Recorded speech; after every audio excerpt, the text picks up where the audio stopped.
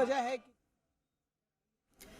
वैसे तो यूपी में उपचुनाव सियासत के केंद्र में है, लेकिन इस बीच बीएसपी सुप्रीमो मायावती ने नई सियासी खिचड़ी पकानी शुरू कर दी, जिसमें छौका लगा रहे हैं एआईएमआईएम चीफ असदुद्दीन ओवैसी। दरअसल मायावती पिछले कुछ दिनों से बीजेपी पर हमलावर हैं और पसमानदा मुस्लिमों को लेकर बीजेपी पर आरोप लगा रहे हैं। और हैरानी की बात यह कि इस बीच मायावती समाजवादी पार्टी पर सॉफ्ट दिख रहे हैं। वहीं असदुद्दीन ओवैसी ने मायावती की तारीफों के जिस तरह से पुल बांधे हैं, उससे साफ है कि मायावती अब सियासत में नए समीकरण की ओर अपने कदम बढ़ा चुकी हैं।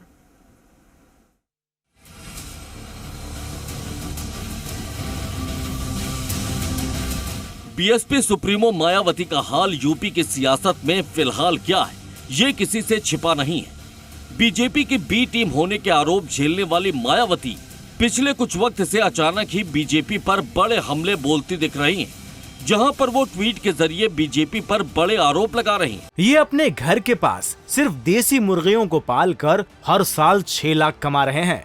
आप भी ये करना चाहते हो तो फ्रीडम ऐप को अभी डाउनलोड कीजिए।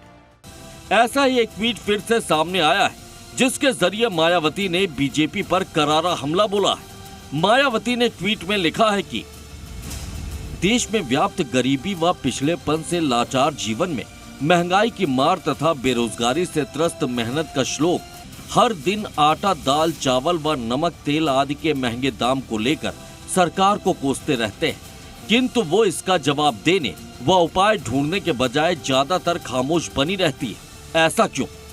मायावती यही नहीं रुकी, उन्होंने बढ़ती महंगाई के लिए बीजेपी को कटघरे में खड़ा किया और फिर जोरदार ट्वीट हमला बोला। लेकिन अब आटा का दाम भी एक साल में काफी महंगा होकर लगभग 37 रुपए प्रति किलो तक पहुंच जाने से लोगों में बेचैनी, हताशा व निराशा है। तो ऐसे में सरकार को अपनी निश्चिंतता और लापरवाही आदि त्याग कर इसके समाधान के गंभीर उपाय में जी जान से जुट जाना ही समय की सबसे बड़ी मांग है। मायावती ने आरोप लगाया कि बीजेपी सरकार ने जन सरोकार के मुद्दों को किनारे कर दिया है और सिर्फ अपने सियासी फायदे के लिए जनता को गुमराह करने की कोशिश की जा रही। मायावती ने आगे लिखा है कि भारत जैसे विशाल आबादी वाले देश में यहाँ वर्षों से व्याप्त विचलित करने वाली गरीबी, बेरोजगारी, महंगाई आदि अब असली राजनीतिक एवं चुनावी चिंता नहीं रही।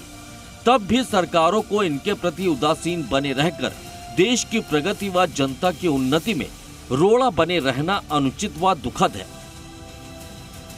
एक ओर मायावती बीजेपी पर हमलावर है, तो दूसरी ओर एआईएमआईएम चीफ असदुद्दीन ओवैसी मायावती की शान में कसीदे पढ़ते दिख रहे हैं। ओवैसी ने मायावती की तारीफ करते हुए उन्हें देश के सबसे बड़े नेताओं में शुमार किया है और दावा किया है कि मायावती का वक्त फिलहाल भले खराब हो, लेकिन आने वाले वक्त में उनके लिए मौकों की कमी नहीं है। बहुजन समाज पार्टी के अध्यक्ष मायावती जी देश की बहुत बड़ी नेता हैं।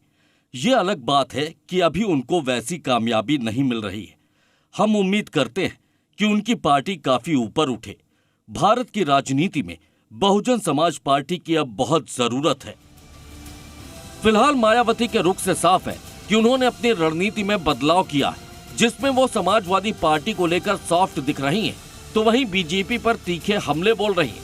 साथ ही यूपी में अपनी सियासी जमीन तलाश करने वाले असदुद्दीन ओवैसी का मायावती की तारीफ करना भी इस बात का इशारा है कि यूपी में ओवैसी बीएसपी चीफ मायावती के कोर वोट बैंक के जरिए अपनी सियासी नैया पार लगाने की फिराक में जुट गए।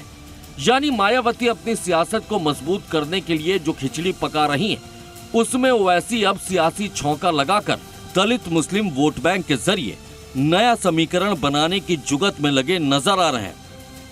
ब्यूरो रिपोर्ट, जी मीडिया।